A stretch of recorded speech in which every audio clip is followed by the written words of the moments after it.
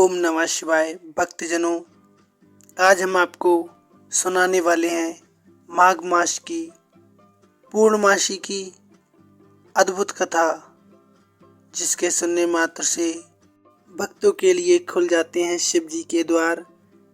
तो भक्तजनों, ऐसी अनुपम कथा का आप अनुसरण संपूर्णतः कीजिएगा और महादेव की शरण में अपने आप को समर्पित कीजिएगा, जिससे आपके जीवन की समस्त बाधाएं समाप्त हो जाएं और महादेव की असीम कृपा आप पर हो जाए।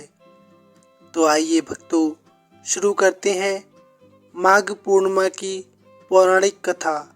एक नगर में धानेश्वर नाम के एक ब्राह्मण रहा करते थे। उसकी पत्नी का नाम रूपवती था, जो कि बहुत ही पतिव्रता और सर्वगुण संपन्न थी, लेकिन उन्हें कोई संतान नहीं थी। इसलिए वे बहुत चिंतित रहा करते थे। एक बार उस नगर में एक महात्मा जी आए। उन्होंने उस नगर के सभी घरों से दान लिया, लेकिन जब धनेश्वर की पत्नी उन्हें दान देने जाती तो वे उसे लेने से मना कर देते थे। एक दिन धनेश्वर महात्मा के पास गया और उसने पूछा, हे महात्मन, आप नगर के सभी लोगों से दान लिया करते हैं, किंतु मेरे घर से आप दान क्यों नहीं लेते? क्या आप मेरे घर से दान लेना भूल जाते हैं? हम ब्राह्मण दंपति से कौन सी गलती हो गई है? कृपया उसकी आप हमें क्षमा याचना कर दें। इस पर महात्मा ने कहा, नहीं विप्र, तुम तो हमेशा आदर सत्कार करने वाले ब्राह्मण हो, तुमसे भूल कभी भी नहीं हो सकती। महात्मा की बात सुनकर धनेश्वर हाथ जोड़कर बोला, हे मुनिवर, फिर आखिर क्या कारण है? कृपया हमें उससे अवगत कराइए। इस पर महात्मा बोले, हे विप्र, तुम्हारे घर कोई संतान नहीं है। जो दंपत्ति निसंतान हो, उसके हाथ से भिक्षा कैसे ग्रहण कर सकता हूँ? तुम्हारे द्वारा दिया गया दान लेने के कारण मेरा पतन हो सकता है। बस यही कारण है कि मैं तुम्हारे घर से दान स्वीकार नहीं करता हूँ।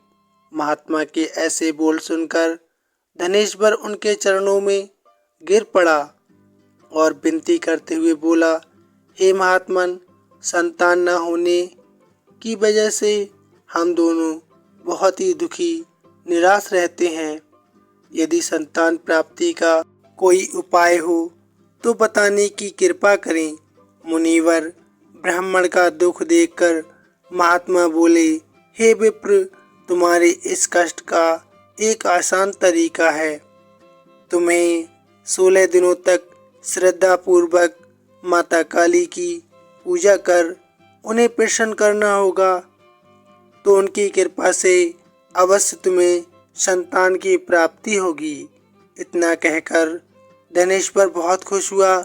उसने महात्मा का बहुत आभार प्रकट किया और घर आकर पत्नी को सारी बात बताई।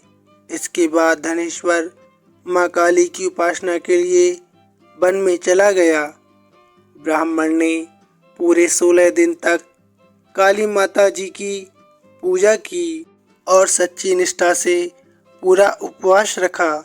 उसकी भक्ति देखकर माता बहुत प्रसन्न हुई और ब्राह्मण के सपने में आई और बोली, हे धनेश्वर, अब तू निराश मत हो। मैं तुझे संतान के रूप में एक पुत्र का वरदान प्राप्त करती हूँ, लेकिन 16 साल की अल्पायु में ही उसकी मृत्यु हो जाएगी। काली माता ने कहा, यदि तुम पति पत्नी विधि पूर्वक 32 पूर्णमासी का व्रत करोगे तो तुम्हारी संतान दीर्घायु हो जाएगी। प्रातःकाल जब तुम उठोगे तो तुम्हें यहाँ आम का एक वृक्ष दिखाई देगा। उस पेड़ से एक फल तोड़ना और उसे ले जाकर अपनी पत्नी को खिला देना। शिव जी की कृपा से तुम्हारी पत्नी गर्भवती हो जाएगी। इतना कहकर माता अंतर्ध्यान हो गईं। प्रातःकाल जब धनेश्वर उठा तो उसे आम का वृक्ष दिखा जिस पर बहुत सुंदर फल लगे थे। वो काली माँ के कहानुसार फल तोड़ने के लिए वृक्ष पर चढ़ने लगा। उसने कई बार प्रयास किया लेकिन फिर भी फल तोड़ने में असफल रहा। तभी उसने गणेश भगवान का ध्यान किया और गणपति की कृपा से इस बार वह वृक्ष पर चढ़ गया और उसने फल तोड़ लिया। धनेश्वर ने अपनी पत्नी को वह फल दे दिया जिसे खाकर वो कुछ समय बाद गर्भवती हो गई। दंपति ने काली माँ के निर्देश के अनुसार हर पूर्णमासी पर दीप जलाते रहे। कुछ दिन बाद भगवान शिव की कृपा हुई और ब्राह्मण की पत्नी ने एक सुंदर बेटे को जन्म दिया जिसका नाम उन्होंने देवीदास रखा। जब पुत्र 16 वर्ष का होने को हुआ तो माता पिता को चिंता होने लगी कि इस वर्ष उसकी मृत्यु ना हो जाए। इस पर उन्होंने देवीदास के मामा को बुलाया और कहा, तुम देवीदास को विद्या अध्ययन के लिए काशी ले जाओ और 1 वर्ष बाद वापस आना। दंपति पूरी आस्था के साथ पूर्णमासी का व्रत कर पुत्र के दीर्घायु होने की कामना करते रहे। काशी प्रस्थान के दौरान मामा भांजे एक गांव से गुजर रहे थे। वहां एक कन्या का विवाह हो रहा था। विवाह होने से ही पूर्व उसका वर अंधा हो गया था। तभी वर के पिता ने देवीदास को देखा और मामा से कहा, तुम अपना भांजा कुछ समय के लिए हमारे पास दे दो। विवाह संपन्न हो जाए उसके बाद ले जाना। ये सुनकर मामा ने कहा, यदि मेरा भांजा ये विवाह करेगा तो कन्यादान में जो भी धन मिलेगा उस पर हमारा ही अधिकार होगा। वर के पिता ने मामा की बात स्वीकार कर ली और देवीदास के साथ कन्या का विवाह संपन्न करा दिया। इसके बाद देवीदास पत्नी के साथ भोजन करने बैठा लेकिन उसने उस थाल को हाथ नहीं लगाया। ये देखकर पत्नी बोली, स्वामी आप भोजन क्यों नहीं कर रहे हैं? आपके चेहरे पर ये उदासी कैसी है? तब देवीदास बोला, मैं आपको एक सच्चाई बता रहा हूँ। ये सुनकर कन्या बोली, स्वामी मैंने अग्नि को साक्षी मानकर आपके साथ फेरे लिए हैं। अब मैं आपके अलावा किसी और को अपना पति स्वीकार नहीं करूँगी। पत्नी की बात सुनकर देवीदास ने कहा, ऐसा मत कहो, मेरी आयु बहुत कम बची है। कुछ ही दिन में 16 वर्ष पूर्ण होने वाले हैं और मेरी मृत्यु हो जाएगी। इस पर उसकी पत्नी ने कहा कि स्वामी जो भी मेरे भाग में लिखा है वह मुझे स्वीकार है। देवीदास ने उसे समझाने की बहुत कोशिश की लेकिन जब वह नहीं मानी तो देवीदास ने उसे एक अंगूठी दी और कहा, मैं काशी जा रहा हूँ लेकिन तुम मेरा हाल जानने के लिए एक पुष्प वाटिका तैयार कर लो। उसमें भांति भांति के पुष्प लगाओ और उन्हें जल में सींचती रहो। यदि वाटिका हरी भरी रही, पुष्प खिले रहे तो समझना कि मैं जीवित हूँ और जब ये वाटिका सूख जाए तो मान लेना कि मेरी मृत्यु हो चुकी है। इतना कहकर देवीदास काशी चला गया।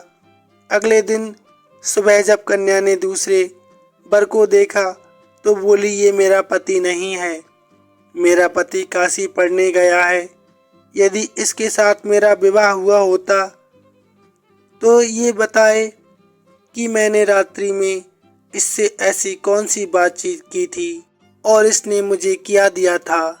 ये सुनकर वर बोला, मुझे कुछ नहीं पता और पिता पुत्र वहां से वापस चले गए। उधर एक दिन प्रातःकाल एक सर्प देवीदास को डसने के लिए आया लेकिन उसके माता पिता द्वारा किए गए 32 पूर्णमासियों के व्रत के प्रभाव के कारण वो उसे डस नहीं पाया। इसके बाद काल स्वयं वहां आए और उसके शरीर से प्राण निकालने लगे। देवीदास बेहोश होकर गिर पड़ा। तभी वहां माता पार्वती और शिव जी आए। देवीदास को बेहोश देखकर देवी पार्वती बोली, हे स्वामी, देवीदास की माता 32 पूर्णमासी का व्रत कर रही हैं। उसके फलस्वरूप कृपया आप इसे जीवन दान अवश्य प्रदान करें। माता पार्वती के अनुरोध को सुनकर भगवान शिव ने देवीदास को पुनः जीवित कर दिया। इधर देवीदास की पत्नी ने देखा कि पुष्प वाटिका में एक भी पुष्प नहीं रहा। वो जान गई उसके पति की मृत्यु हो चुकी है और वह रोने लगी। तभी उसने अचानक देखा कि वाटिका फिर से हरी भरी हो गई है। ये देखकर वह बहुत प्रसन्न हुई और उसे पता चल गया कि देवीदास को प्राणदान मिल चुका है। जैसे ही देवीदास 16 वर्ष का हुआ, मामा भांजा काशी से वापस चल पड़े। रास्ते में जब वह कन्या के घर गए तो उसने देवीदास को पहचान लिया और प्रसन्न हुई। धनेश्वर और उसकी पत्नी भी पुत्र को जीवित पाकर हर्ष से भर गए और प्रेम से भगवान का धन्यवाद करने लगे। प्रेम से कहने लगे, हे महादेव, जिस प्रकार आपने हमारे पुत्र की रक्षा की है, उसे प्राणदान दिया है, ऐसे ही सभी भक्तों का आप उद्धार करना हमारी यही कामना है। हमारे पुत्र को जिस प्रकार जीवन दान दिया है, उसी प्रकार समस्त प्राणियों के पुत्रों की रक्षा करना, उनके जीवन खुशमय करना हमारी बस यही कामना है। प्रेम से बोलो हर हर महादेव। वीडियो भक्तों कैसी लगी प्लीज़ कमेंट में अवश्य बताइए। साथ ही चैनल को सब्सक्राइब कर लेना, वीडियो को लाइक शेयर भी कर लेना। आपका बहुत धन्यवाद होगा।